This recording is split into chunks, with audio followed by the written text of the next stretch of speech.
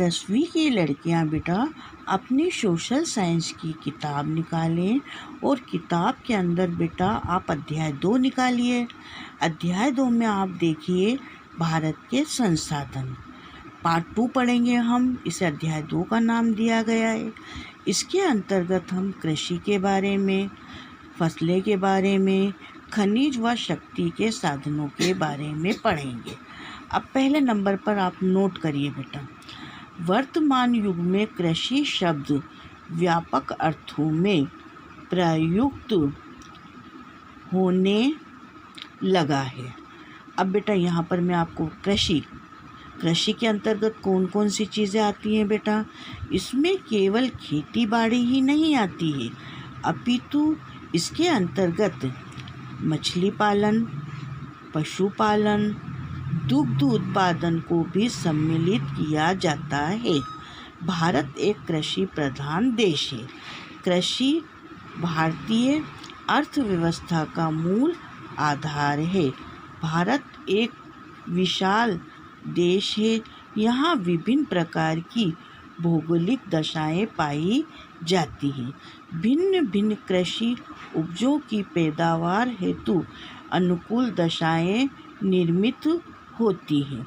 अब बेटा यहाँ देखिए आप, संसार में कुल क्षेत्रफल का 11% भाग ही कृषि योग्य है।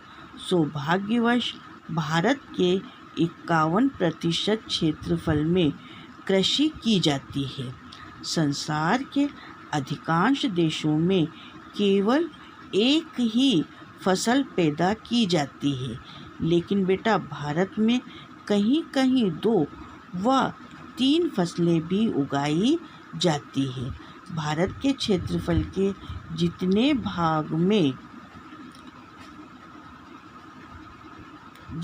भाग को सिंचित करना संभव है, वह चीन के कुल कृषि योग्य क्षेत्रफल के लगभग बराबर है। देश की श्रमिक का 58.2% भाग कृषि क्षेत्र से आजीविका प्राप्त करता है। कृषि में प्रयुक्त भूमि का 66% भाग खाद्यान्न फसलों तथा 34% भाग व्यापारिक फसलों के उत्पादन हेतु प्रयोग में लाया जाता है।